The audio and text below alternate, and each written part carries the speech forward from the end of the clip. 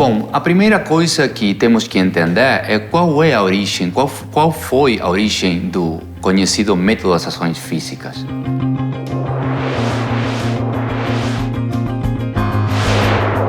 Por um lado temos a Stanislavski, que era um diretor e mestre de atuação, que se encontrou com uma dificuldade. Essa dificuldade consistia em que as emoções numa pessoa são involuntárias e inconscientes, quando o ator ou a atriz precisa usar elas de forma voluntária e consciente no momento da cena. Na vida, as emoções se disparam por conta dos fatos que a gente vive, mas na cena você precisa ter a coisa aí, na hora, pronta para ser usada. Então, ele começa uma pesquisa muito interessante até que dá com Pavlov. O Pavlov tinha um experimento muito conhecido que era que ele dava de comer num cachorro e tocava uma campainha. Repetia essa ação muitas vezes até que, num momento, ele só tocava a campainha e o cachorro babava. Sim? Então, aí Stanislavski pensa, tá, uma ação voluntária e consciente, como é tocar a campainha, está gerando uma emoção involuntária e inconsciente no cachorro, que é babar, que é a vontade de comer. Então, ele pensa que acontece se eu, através de ações voluntárias e conscientes, tento disparar na pessoa as emoções voluntárias e conscientes. É por isso que é chamado o método das ações físicas. E aqui entra o segundo conceito, que muitas vezes é mal entendido, e que é a memória emotiva.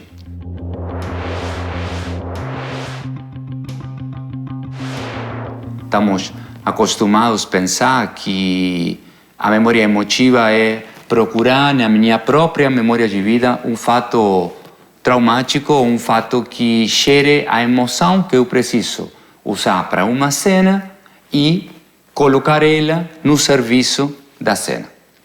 Quando, na real, a memória emotiva é uma coisa que se construi justamente tomando o experimento do Pavlov. Esse processo que ele fazia de dar de comer e tocar a campainha estava gerando uma memória que depois ia gerar uma emoção.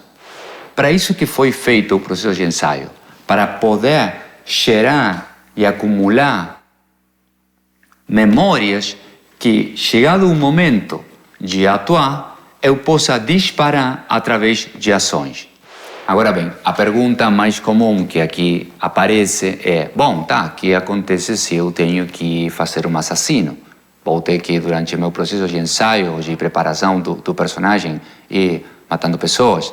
Não precisa. Aí, a primeira resposta que deu a memória emotiva é: tá, você pode gerar emoções análogas. Por exemplo, se você tem que atuar um personagem ou uma personagem que está passando fome, você nunca passou fome, pode conectar com gerando memórias de fome e de afeto, por exemplo. Mas aí estaríamos ainda dentro do paradigma anterior. Aí foi quando eu comecei a fazer a minha própria pesquisa e, lendo o Jung e a teoria do inconsciente coletivo, achei que tinha uma ponte interessante.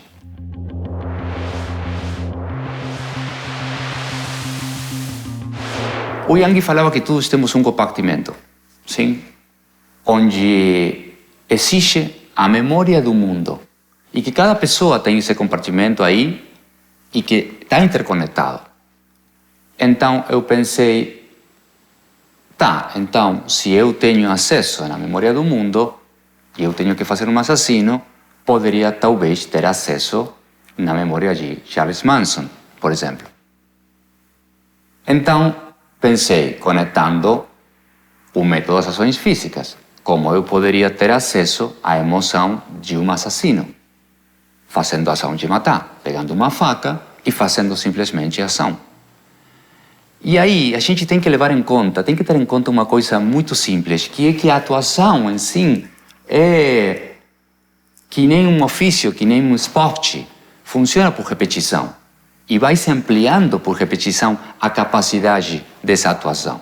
Então, se eu, muitas vezes, faço essa ação, na medida que eu vou conectando com isso, cada vez essa ação vai ter uma profundidade dramática, uma potencialidade muito maior. Vamos colocar um exemplo muito simples de construção de memória emotiva. Todos conhecemos o filme Taxi Driver e a preparação que o Robert De Niro fez durante o processo, que era pegar um táxi e trabalhar em Nova York durante semanas. Durante esse tempo, ele foi gerando essas memórias. Não só do funcionamento do táxi, senão nas coisas que ele tinha que ficar ligado.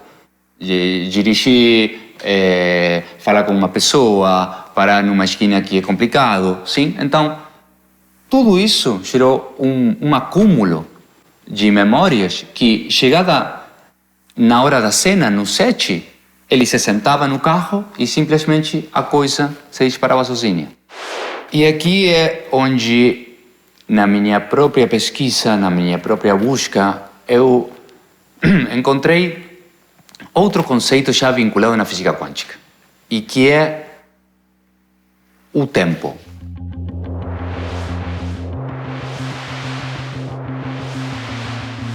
Para a gente o tempo é linear, mas esse tempo linear não existe segundo a física quântica. Tudo é aqui e agora. Tudo acontece agora. Por exemplo, se eu tenho uma lembrança de ontem, estou lembrando desde agora. Se eu faço uma projeção ou um plano para amanhã, estou fazendo desde agora. Não sei como vai resultar isso. Então, se eu tomo o inconsciente coletivo do Yang e que tudo é agora, segundo a física quântica, e uso as ações do método, eu posso ter um acesso direto no aqui e agora, que é um conceito muito conhecido na atuação, falar de aqui e agora. Esse aqui e agora é realmente aqui e agora. Está disponível para a gente toda essa memória nesse instante presente. Num ponto, a gente funciona que nem YouTube. Sim, você tem um server imenso onde tem um monte de vídeos que foram carregados em momentos diferentes, em épocas diferentes. E existem nesse server. Esse server seria o inconsciente coletivo. E eu sou a terminal que vai pedir para esse server esse vídeo, que seria a emoção. Quando eu vou pedir isso? No agora. Eu vou assistir quando? No agora, aqui e agora. Então, de alguma forma, a gente tem esse funcionamento como ator, como atriz. Tem essa disponibilidade de material para ser usado quando você quiser.